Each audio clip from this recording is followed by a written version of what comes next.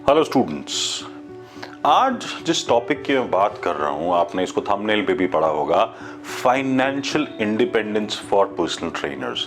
आज इसकी बात मैं क्यों कर रहा हूँ? मैं एक एकेडमी रन करता हूँ जहाँ हज़ारों बच्चे पास करते हैं, फिर उनको अच्छी जॉब्स मिल जाती है, वो फ्रीलांसिंग करने लगते हैं और अच्छे पैसे कमाने लग जाते हैं। मतलब मेरे पास एग्जाम्पल्स है जहाँ पर ट्रेनर्स जो हैं वो 2-2 लाख रुपए महीना, 1-1 लाख रुपए महीना तक कमा रहे हैं। बट क्या करें इस पैसों का और इस पैसे को कैसे आप यूटिलाइज कर सकते हैं, ये मेरे को आज ज़रूरी लगा। क्योंकि बहुत सारे स्टूडेंट्स, क्योंकि पिछले मेरे 15 साल के करियर में मैंने देखा कि ये एक चीज़ है जिसके बारे में पर्सनल ट्रेनर्स नहीं सोचते। आपको आज पैसे मिल रहे हैं, आज आपकी उम्र है लगभग 30 साल और आप यंग हैं, आप में एनर्जी है, आप पूरे दिन सेशंस करा सकते हैं, आप फ्रीलांसिंग कर रहे हो, आप इधर से उधर भाग रहे हो और आप अच्छे 1.5-2 लाख रुपए महीना कमा रहे हो, बहुत अच्छी बात है।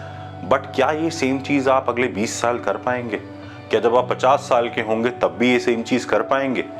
मुझे नहीं लगता ये इजी होगा तब आपके लिए फ्रीलांसिंग करना। और दिल्ली में जिस तरह से ट्रैफिक बढ़ रहा है, सारी चीज़ें और टाइम टेकिंग होती जा रही है, पेट्रोल इतना महंगा होता जा रहा है, हर चीज़ महंगी होती जा रही है।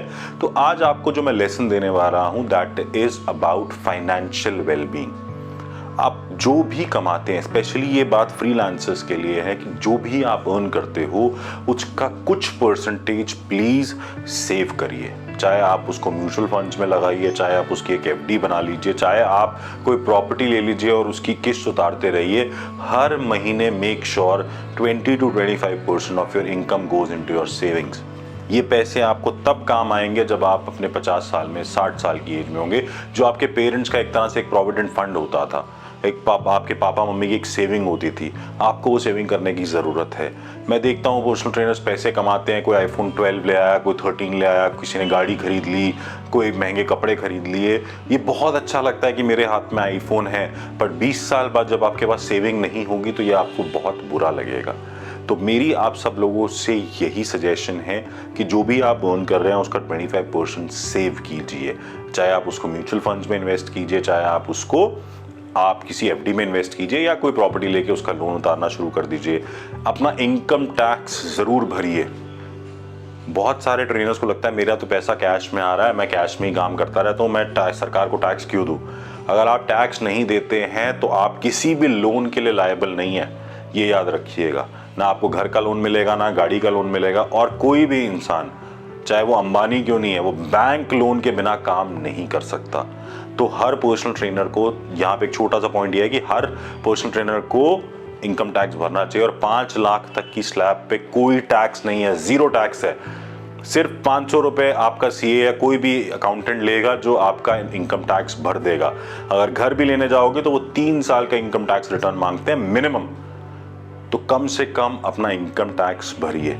इसके अलावा प्लीज़ अपने 2 इंश्योरेंस ज़रूर करवाइए, एक टर्म इंश्योरेंस और एक हेल्थ इंश्योरेंस। आप आज बहुत हेल्दी हैं, आप आज बहुत यंग हैं, आज आप एक्सरसाइज करते हो, अपने आप को बहुत हेल्दी फील करते हो। बट अभी पीछे आप सब लोगों ने देखा कोरोना, आपने पीछे देखा कि किस तरह से कोरोना के केसेस बढ़े थे और हॉस्पिटल के बेड्स नहीं थे। एक छोटी सी बीमारी में ना 3-4 लाख रुपए ऐसे लग जाते हैं, पता नहीं चलता। तो एक अच्छा हेल्थ इंश्योरेंस आप लीजिए। और अपने बाद हम सबको तैयार रहना चाहिए कि कब कल क्या हो जाए किसी को नहीं पता। तो एक अच्छा टर्म इंश्योरेंस, ताकि आपकी फैमिली सिक्योर्ड रहे, ताकि उनको बाद में किसी के सामने जाकर पैसे मांगने ना पड़े। बिकॉज आपकी कोई गवर्नमेंट जॉब नहीं है। अगर आप जिम में भी पर्सनल ट्रेनर हैं तो आपके लिए इनकम लिमिटेड है और उसके बाद आपको जिम से कुछ बहुत ज़्यादा नहीं मिलने वाला।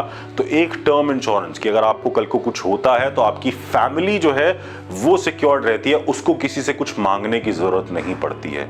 तो मेरे ये 2-3 सजेशंस हैं पर्सनल ट्रेनर्स के लिए कि पहले तो सेविंग करो, एक अच्छा हेल्थ इंश्योरेंस लो और एक अच्छा टर्म इंश्योरेंस लो।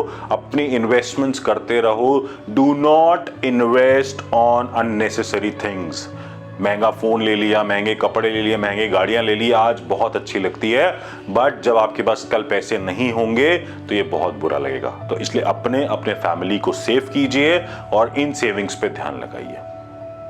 अब बाकी अगर आपका कोई भी क्वेश्चन होता है तो आप नीचे कमेंट बॉक्स में डालिए, मैं उन सबका रिप्लाई भी करूँगा। Thank you.